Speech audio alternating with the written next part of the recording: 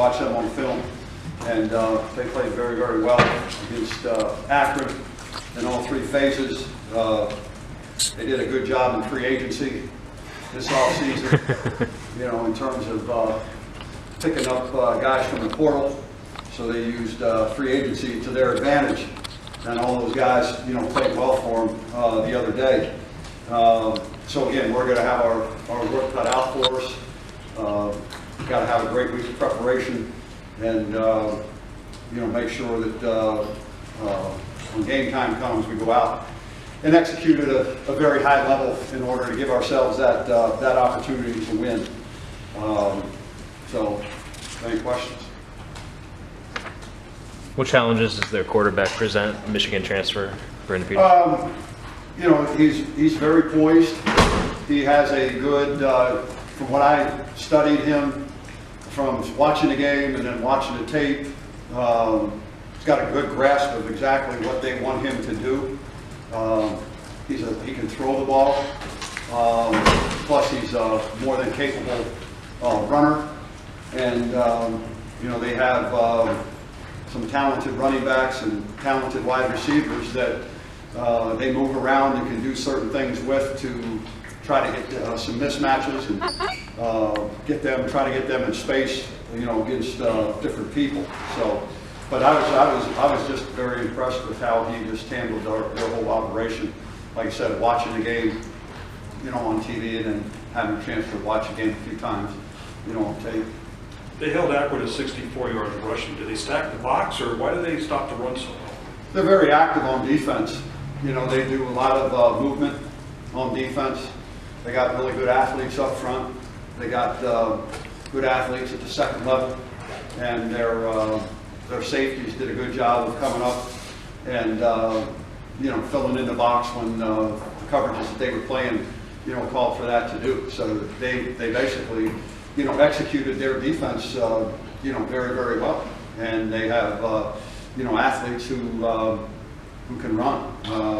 Milo Eifler, you know, number 5, the linebacker, you know, strong side linebacker. He's a really good athlete, a grad transfer from, or transfer from Washington. Dale Hardy, number 9, the other linebacker, 47 defensive end, 35, does a really good job, smart, instinctive player. And then their safeties, Kirby Joseph, he won't play in the first half against us because he got a targeting foul, but he was very aggressive and coming to the ball. So, you know, again, they got a lot of good athletes over on that side of the ball. You talked all last season about the need for more speed. So how valuable was it last week to have a guy like Art Tompkins, who was one of the fastest players on the field? Well, you know, again, I think that's the one thing, is that speed always helps you, you know, in the quickness, and you can see that out of Art. Art's a, you know, a little bit of a jitterbug and shifty, and he's got speed and quickness, and he, you know, you can make people miss. And then, you know, there's things that you can do with that type of ability to have them make your offense a little bit more productive. And that was the things that Art did. And the more you can recruit those type of people, the more you can do with your offense, and I think the more opportunities you have to create some big plays. Randy, what do you think of Travis Jones' development since he's been in your program, and kind of what's the next step for him? You know, I think Travis has come a long way since he's been here, you know, in all phases of his student-athlete experience. As a football player, he's really just starting to scratch the surface, you know, how good he can be.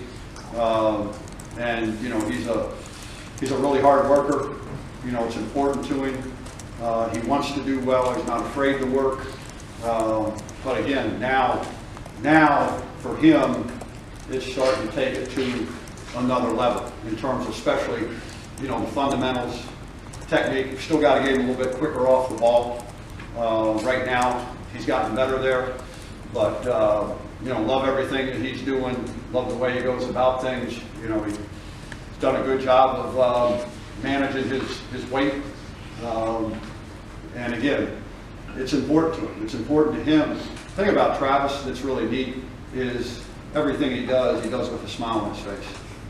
You know, he's one of the nicest guys, one of the happiest guys, one of the most pleasant guys, but yet, you know, he's a tough guy too. He can be a tough guy, and you know, you just love being around him. And it's just going to be interesting to see how far, you know, he can take, you know, his game. And but there's been great improvement even just since last year, and he hasn't plateaued or he hasn't maxed out yet. He's still got plenty of upside. It's not exactly positionless, but how do you like the versatility of some of your guys, be it KK or Dylan? Kind of they can play with a hand in the dirt and get up a little bit. Is it good to have guys like that? It is, you know, and again, and especially with the multiplicity that you're seeing from offenses nowadays, and you know, there's much 3 wide, 4 wide. So when you can have guys that have, you know, that kind of versatility and athletic ability to be able to play them in those roles, it just helps your defense to be better. And you know, that's something that, you know, that's why I always say it's a personnel game. You know, it's a personnel game, and figuring out your own personnel and working to get those guys in the spots where they can be more productive. You know, KK, we recruited him as a linebacker, but in our opinion, you know, it wasn't going to be a situation where he could be as productive as an inside linebacker as he could be as a defensive end. And so, and the same thing with Dylan. And then, like I said, with the people that were playing and the style of offenses that we're playing, it makes you a little bit better. And, you know, we kind of always done that deal. I mean, you go back to Trevardo Williams, who was an undersized, you know, defensive end.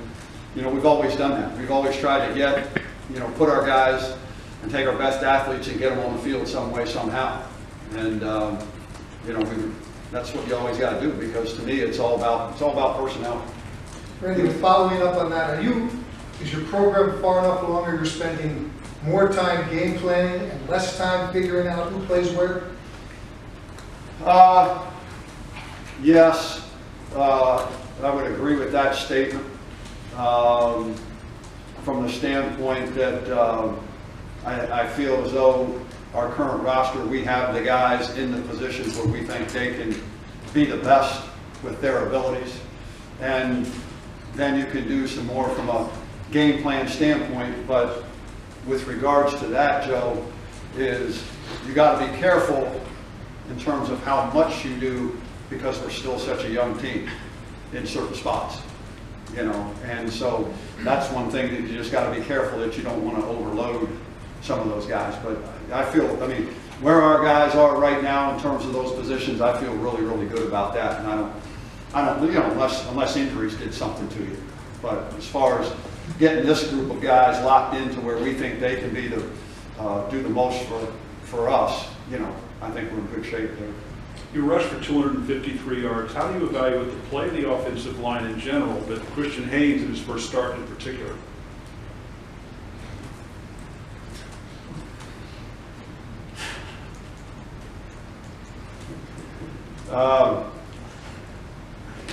Pat was on the practice field this morning, so he heard me. They got a lot of work to do. I'm not happy with it. You know, they need to show me a lot more before I'll ever call them the strength of our team again. I'll leave it at that. Maybe I gave him too much praise, you know. And, you know, like you've always heard me say, give people too much sugar, they get fat, you know, and they all of a sudden they start feeling good about themselves. This group needs to go out and work and prove it, and knock people off the ball and play with a little bit more nastiness and aggressiveness. The way the defense really held their own last week in battle, how much confidence does that give you going into this week? Well, every week's a new week. You know, what you did last week doesn't matter this week. So you got to prove it all over. We got a one-game season.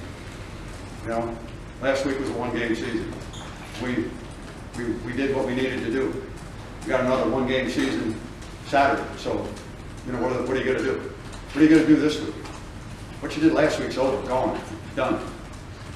So how hard are you gonna work, how hard are you gonna prepare, and then what are you gonna do when it comes 3:30 on Saturday? Because that's what you're gonna be judged on, what you do in those 3 hours. But if you don't put the time in, and if you don't prepare the right way, or if you think, hey, I've arrived, you're gonna get your ass kicked. You know? And so that's the message that, you know, I'm constantly trying to reinforce, you know. And we'll see come 3:30. I would hope and I would think that we would improve upon what we did. We're stepping up quite a bit, you know, this week. So, you know, how much shit do you have inside of you? Come out there and lay it on the line and get after it. Who's willing to step up now? Ain't nobody giving you a chance to win. Are you willing to pay the price, and are you willing to give everything you got to, you know, prove people wrong?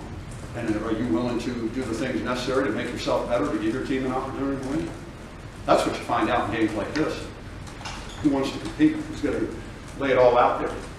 But it's just a one-game season. You know, use whoever we got to do to win, do whatever we got to try to win.